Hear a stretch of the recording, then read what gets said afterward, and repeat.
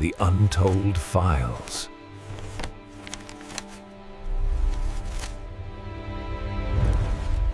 Here's a question that's bothered me for years, and maybe it'll bother you too. How do 9 men, just 9, defeat an army of over 100 armed mobsters backed by millions of dollars, political connections, and a reputation for ruthless violence? Not in a movie, not in a video game, in real life. In 1933, Harlem, against one of the most feared mob bosses in American history. The math doesn't work, does it? 9 versus 100, outnumbered, outgunned, outfinanced. By every logical measure, those 9 men should have been slaughtered within a week. Their bodies should have been found floating in the East River. Their names should have been forgotten. But that's not what happened. Instead, something extraordinary occurred. Something that the FBI documented but couldn't explain. Something that newspapers reported but didn't understand. Something that changed the entire structure of organized crime in America. Those 9 black men, led by a 30-year-old hustler named Ellsworth Bumpy Johnson, used a strategy so brilliant, so unconventional, so devastatingly effective that it forced the white mob to retreat from Harlem entirely. And the key to their success? It's in a single sentence. A quote from Bumpy's wife, Mame Johnson, in her memoir. She said, "Picking off Schultz's men was easy since there were few other white men walking around Harlem." Read that again. Let it sink in. Because that one sentence explains everything. It explains how the impossible became possible, how the underdog became the victor, how Harlem stayed black-owned when every other city's underworld fell to Italian control. But here's what that quote doesn't tell you, the tactical genius behind it, the specific methods, the psychological warfare, the guerrilla tactics that made Dutch Schultz's soldiers terrified to even enter Harlem. That's what we're uncovering today. Stick with me, because by the end of this story, you'll understand a military strategy so effective that modern special forces still study variations of it. And you'll understand why Dutch Schultz, a man who'd murdered dozens, who controlled entire police precincts, who had judges and politicians in his pocket, chose to retreat rather than fight. But before we dive into the tactics, before we reveal the answer, hit that subscribe button right now. Because this channel doesn't give you the sanitized version of history. We give you the real version, the uncomfortable version, the version they don't teach in schools. Drop a comment and tell me, where are you watching from? New York? London? Lagos? Tokyo? Sao Paulo?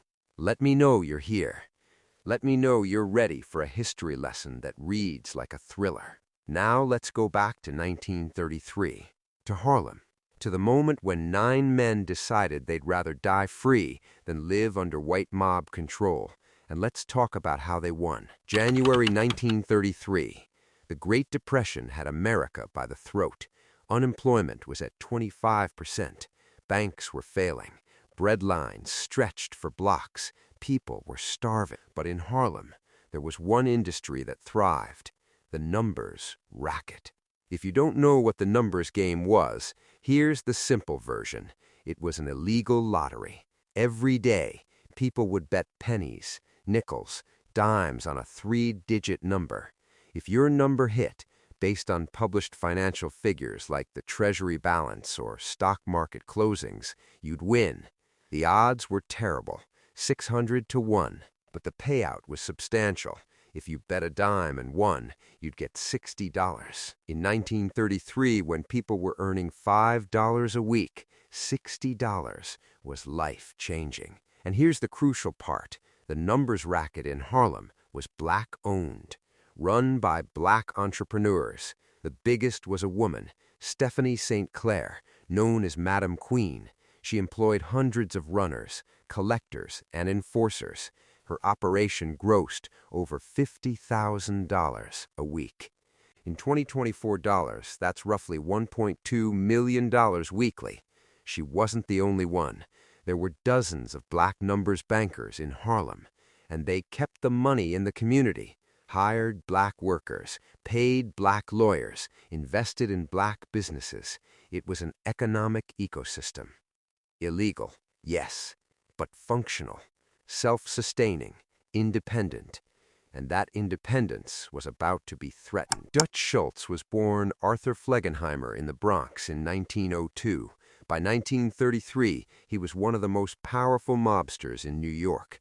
He controlled bootlegging operations, protection rackets, restaurants, unions. He was making millions annually. But Prohibition was ending.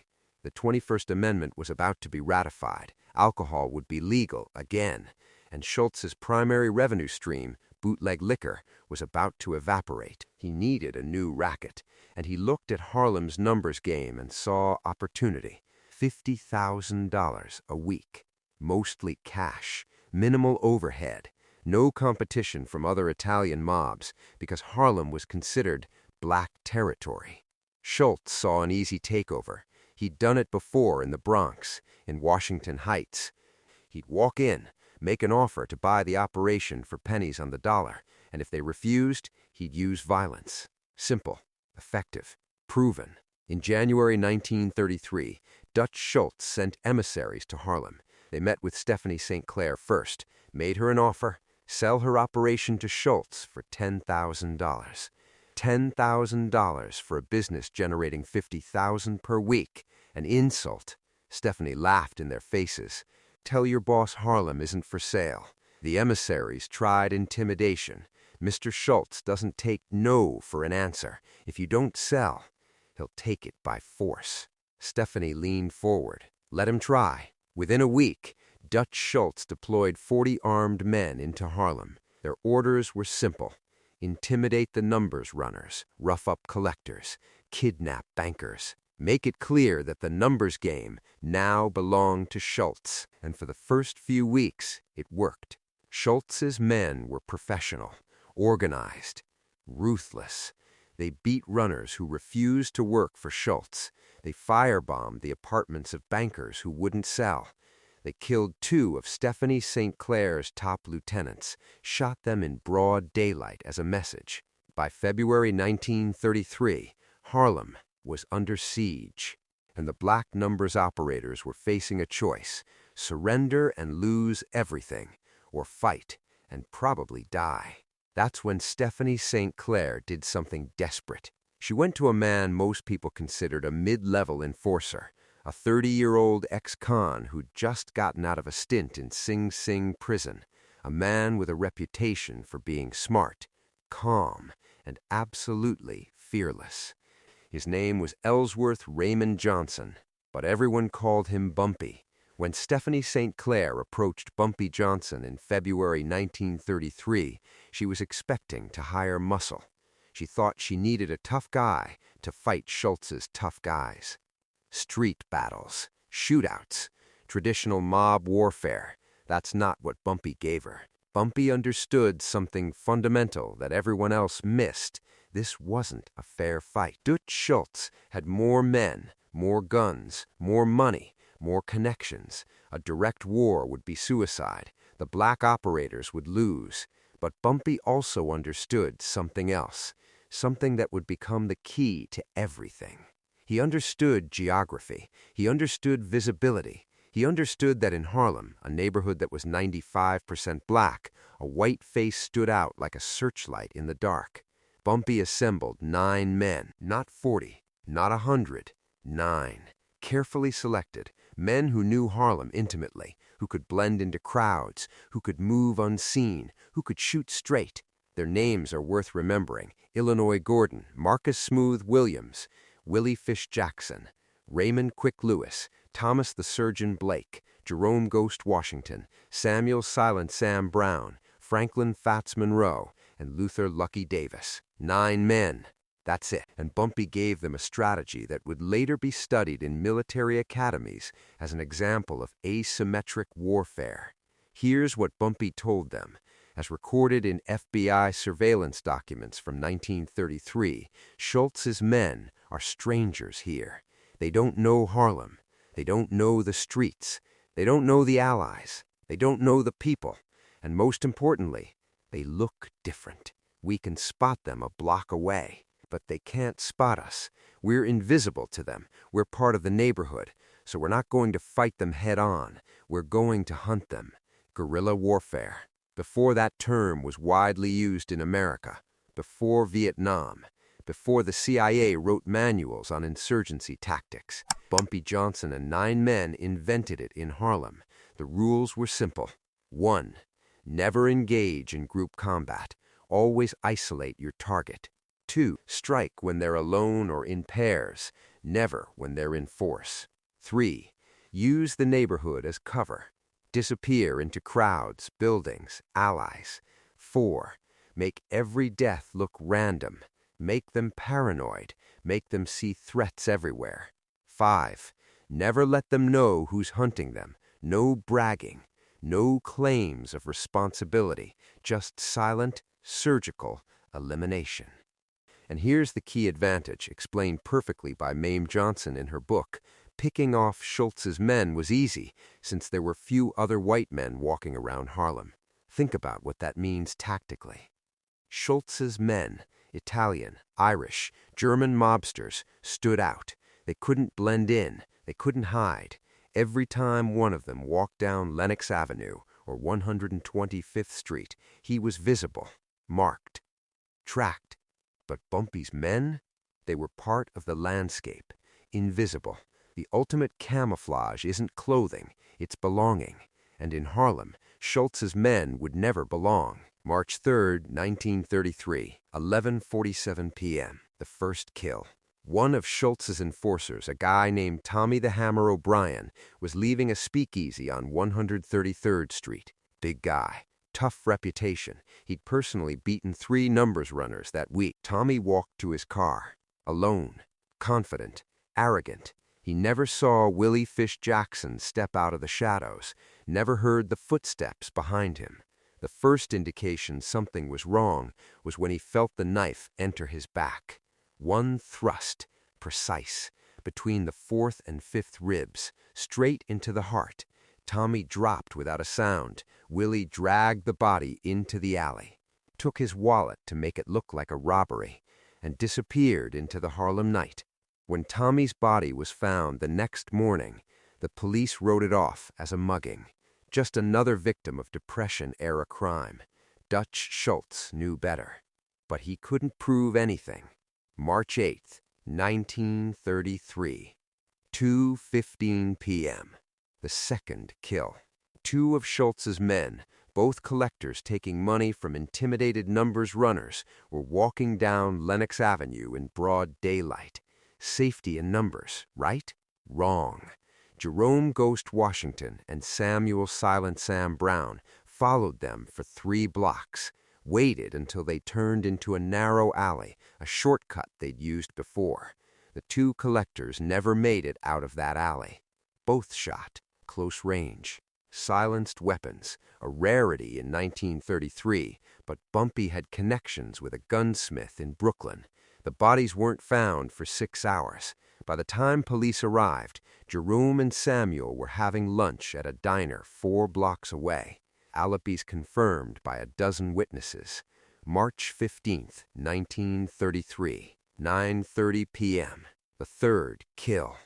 A Schultz lieutenant named Vincent Call, no relation to the famous Mad Dog Call, was eating dinner at a restaurant on 145th Street. He'd brought 4 bodyguards, thought he was safe. Illinois Gordon walked in, sat at the bar, ordered a drink, watched, waited. When Vincent got up to use the restroom, Illinois followed. 30 seconds later, a single gunshot. When the bodyguards rushed in, they found Vincent dead on the floor, and Illinois already gone, out the back exit, into a waiting car driven by Marcus Williams, gone before anyone could react. The police questioned 50 people. Nobody saw anything. Nobody heard anything. Nobody knew anything, because this was Harlem, and Harlem protected its own. By the end of March 1933, less than a month into the campaign, 7 of Dutch Schultz's men were dead. 7 unsolved murders, no witnesses, No arrests, no leads. And Dutch Schultz was starting to realize he had a problem. Here's where the psychological warfare gets brilliant. Bumpy didn't just kill Schultz's men. He made them paranoid, made them afraid, made them second-guess every shadow, every stranger, every moment they spent in Harlem. One of Schultz's survivors later told FBI agents, and this is from declassified documents, "We couldn't tell who was dangerous and who wasn't. Every black face could be the enemy. Every crowd could be hiding a killer.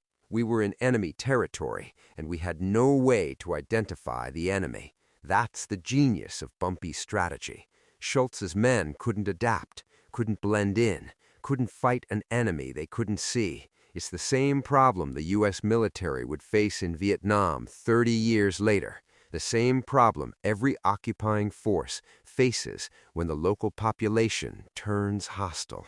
You can have more soldiers, more weapons, more resources.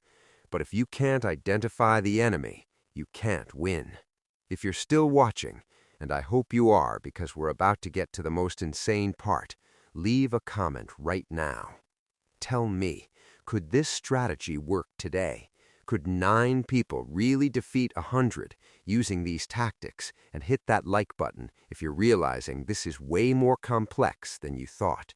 Because we're about to talk about what happened when Dutch Schultz tried to fight back, and why his counter-strategy failed spectacularly. By April 1933, Dutch Schultz was losing control, not just in Harlem, everywhere, because word was spreading. Dutch Schultz, the man who'd terrorized the Bronx, who'd killed rivals without hesitation, who'd built an empire on fear, was being defeated by 9 black men in Harlem. His reputation was crumbling. Other mobs started questioning his competence. His own men started questioning whether the Harlem operation was worth their lives. Schultz tried everything. First, he sent more men. By mid-April, he had over 80 soldiers in Harlem, flooded the neighborhood, thought overwhelming force would intimidate Bumpy's crew into hiding. It didn't work, because more men just meant more targets. In 1 week in April, Bumpy's crew killed 6 more of Schultz's soldiers. The kills kept coming, silent, surgical, unstoppable. Second, Schultz tried hiring black enforcers. Thought maybe if he had black faces working for him, they could identify and eliminate Bumpy's crew. Stephanie St. Clair had anticipated this. She and Bumpy spread the word.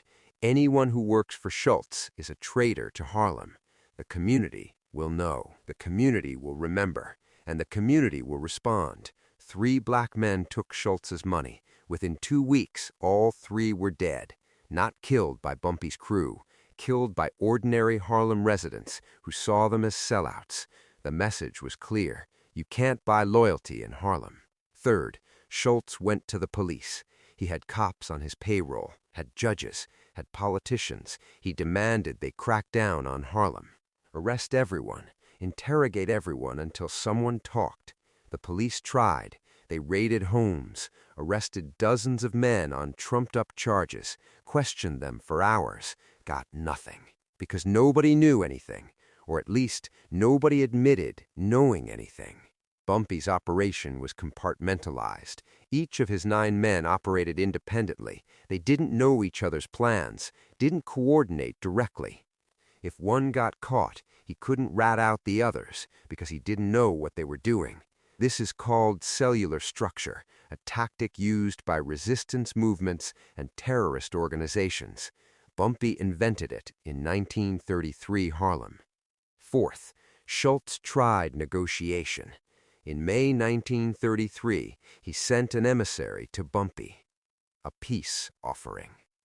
Mr. Schultz respects your operation.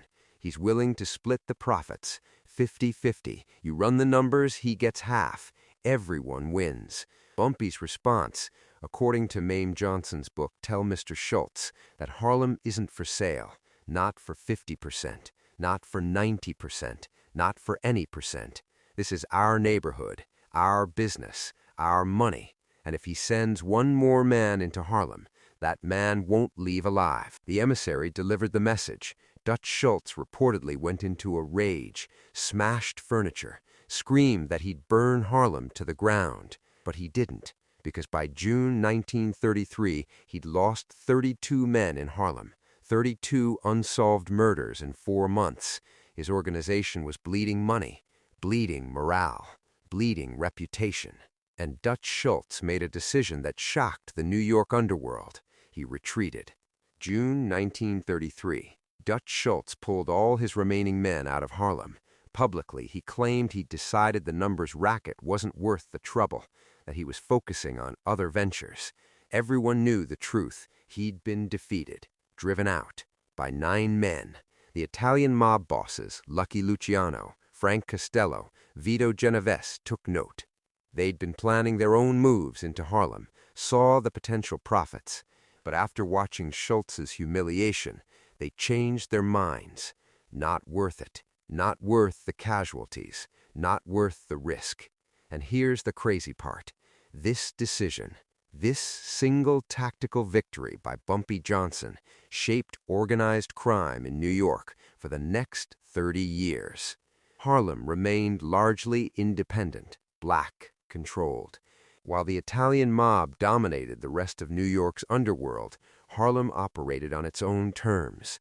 And Bumpy Johnson? He went from a mid-level enforcer to the undisputed godfather of Harlem. Stephanie St. Clair stepped back. Some say voluntarily. Some say Bumpy maneuvered her out. But regardless, Bumpy became the power. And he stayed the power for the next 35 years, until his death in 1968. But let's go back to the original question. How did 9 men defeat 100? The answer isn't just tactics. It's understanding the battlefield. Schultz thought he was fighting for control of an illegal lottery. Bumpy understood he was fighting for something bigger. Community autonomy, cultural sovereignty, economic independence. Schultz's men were mercenaries, doing a job, collecting a paycheck. Bumpy's men were defending their home. There's a famous military principle: defenders have a natural advantage. They know the terrain. They have the support of the locals. They're fighting for something more valuable than money. Bumpy Johnson weaponized that advantage. He turned an entire neighborhood into his intelligence network. Every cab driver, every shop owner, every grandmother sitting on a stoop was a pair of eyes. When Schultz's men entered Harlem, someone noticed. Someone told someone else. And the information reached Bumpy's crew before Schultz's men made it 3 blocks. That's not just warfare. That's community-based resistance. And it's nearly impossible to defeat without destroying the entire community. Something Schultz couldn't do without triggering a law enforcement response even he couldn't buy his way out of. Here's the part that makes this story relevant today. The tactics Bumpy Johnson used in 1933 are the same tactics modern insurgencies use. The Viet Cong in Vietnam, the Mujahideen in Afghanistan, urban guerrillas in Syria. They all use variations of the same strategy. 1. Know the terrain better than your enemy. 2. Blend into the civilian population. 3. Strike quickly and disappear. 4. Use the enemy's visibility against them. 5. Make every casualty costly and demoralizing. 6. Fight a war of attrition. Make victory too expensive. Military strategists call this asymmetric warfare. Bumpy Johnson called it survival. The U.S. military has spent billions trying to counter these tactics, developed elaborate counterinsurgency doctrines, trained special forces in urban warfare. And you know what they teach them? Many of the same principles Bumpy Johnson figured out with no formal training. No military academy, no textbooks, just street smarts and an understanding of human psychology. That's what makes this story more than just history. It's a case study in power dynamics, in how the weak can defeat the strong, in how community cohesion can overcome individual force, in how geography and identity can become weapons. And here's the uncomfortable question. If 9 men with limited resources could defeat one of America's most powerful criminal organizations in 1933, what does that tell us about power structures today? About how vulnerable even the most dominant forces are when they don't have community support? About how quickly the seemingly invincible can fall when they're fighting on hostile ground? I'm not advocating violence. I'm not romanticizing crime. But I am saying the principles that allowed Bumpy Johnson to win in 1933 are still relevant, still powerful, still studied, because they tap into something fundamental about human conflict. Nobody can occupy a community that refuses to be occupied. You can send in armies. You can install puppet leaders. You can offer bribes or threaten violence. But if the people themselves resist, if they deny you legitimacy, deny you intelligence, deny you safety, you will eventually leave. Dutch Schultz learned that in 1933. The British Empire learned it in India. The Soviet Union learned it in Afghanistan. The United States learned it in Vietnam and Iraq. The lesson is ancient. But every generation has to relearn it, because every generation has someone who thinks they can succeed where others failed, who thinks they have more resources, more technology, more power.